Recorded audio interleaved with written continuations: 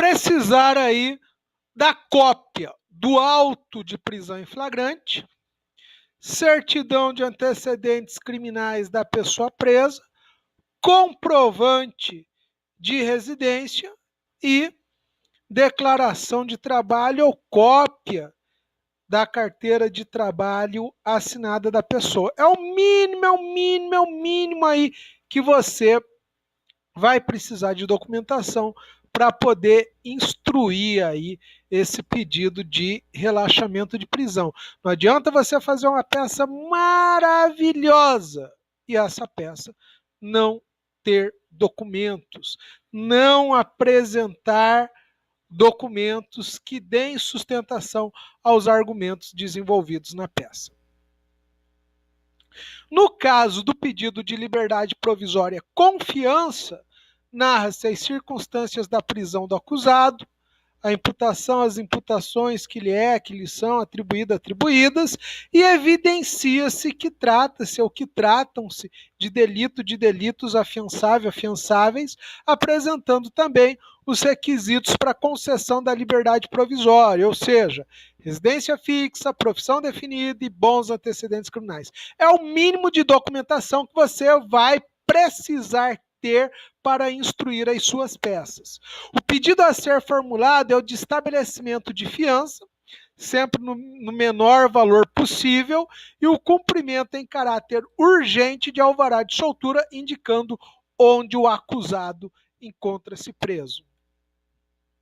A fundamentação do pedido de liberdade provisória mediante fiança encontra-se nos artigos 310, inciso 3º, e no artigo 312 do Código de Processo Penal.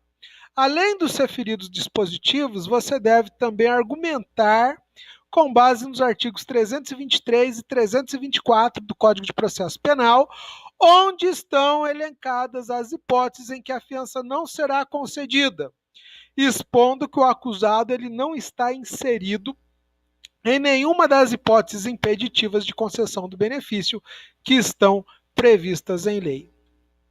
A fundamentação legal do pedido de liberdade provisória sem fiança é a mesma do pedido de liberdade provisória com fiança, inclusive com relação à estrutura.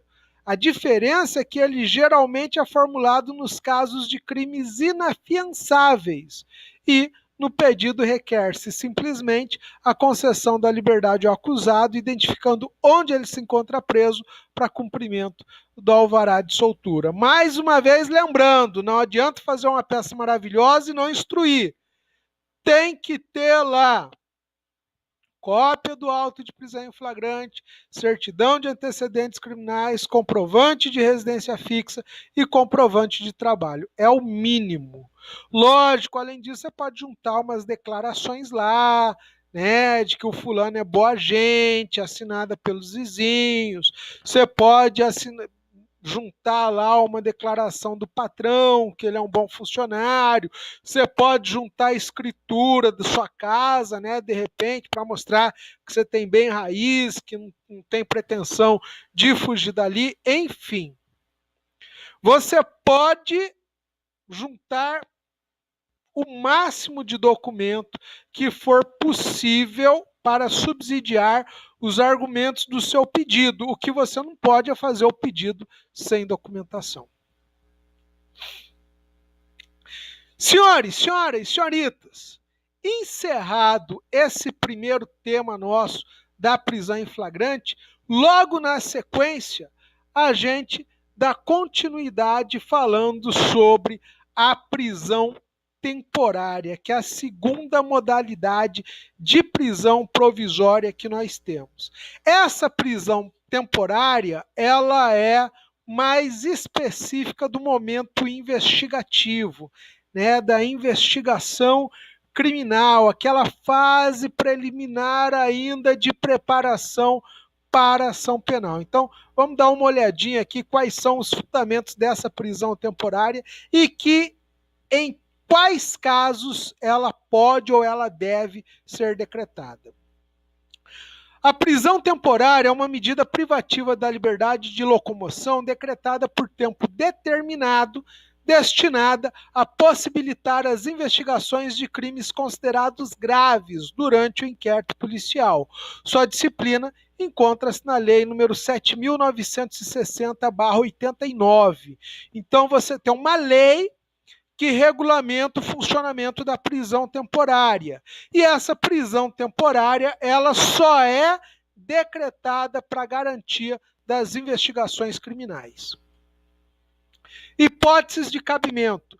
Nos termos do artigo 1º da Lei nº 7.960/89, caberá a prisão temporária. Inciso 1º, quando for imprescindível para as investigações durante o inquérito policial, ou seja, quando houver indícios de que sem a prisão as diligências serão mal sucedidas. Por quê? Porque o acusado vai destruir prova, porque o acusado vai ocultar prova, porque o acusado vai dar propina para uma testemunha, ou vai ameaçar uma testemunha, ou vai matar uma testemunha. Enfim, o acusado pode adotar medidas que vão atrapalhar o curso das investigações.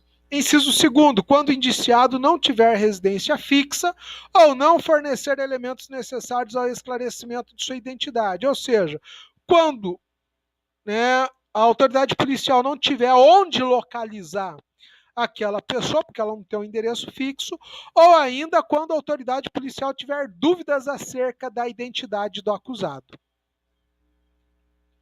Inciso 3º, quando houver indícios de autoria ou de participação em um dos seguintes crimes: homicídio doloso, sequestro ou cárcere privado, roubo, extorsão, extorsão mediante sequestro, estupro, atentado violento ao pudor, rapto violento, epidemia com resultado morte, envenenamento de água potável, substância alimentícia ou medicinal qualificado pela morte, quadrilha ou bando, genocídio, tráfico de drogas, crimes contra o sistema financeiro e crimes previstos na lei de terrorismo. Senhores, senhoras, senhoritas, é óbvio que alguns crimes que estão aí relacionados já foram extintos ou foram incorporados por outros delitos ou mudaram o nome jurídico. Não tenho culpa eu se a lei não procedeu a essas alterações. Cabe a mim alertá-los que elas existem e explicar sobre as alterações que foram realizadas. Então, vamos lá. Atenção, importante, o crime de rapto violento consta desse dispositivo, porém ele foi revogado como infração penal autônoma e nos termos da Lei nº 11.106/2005 passou a ser considerado figura qualificada do crime de sequestro, previsto lá no artigo 148, parágrafo 1º, inciso 5º do Código de Processo Penal. Assim como a conduta, privação de liberdade de alguém para fim libidinoso, continua sendo ilícita, tendo havido apenas alteração na capitulação jurídica cabível à prisão temporária para quem a realizar.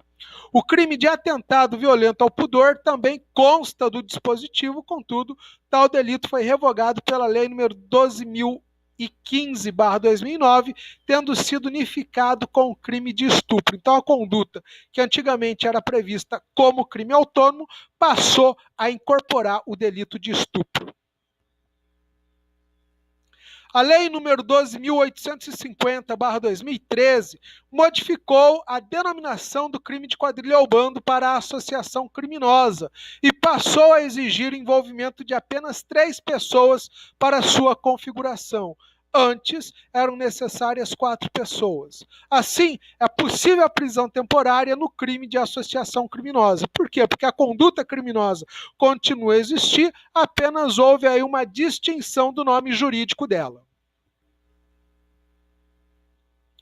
O artigo 2º, parágrafo 4º da Lei 8.072/90 possibilita também a decretação da prisão temporária nos crimes de terrorismo, tortura e em todos os crimes hediondos, ainda que não constem do rol supracitado, como o crime de estupro de vulnerável, que está previsto no artigo 217-A e que foi criado pela Lei 12.015/2009.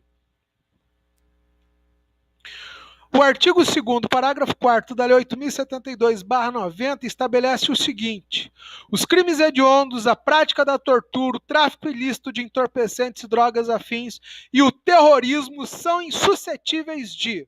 Parágrafo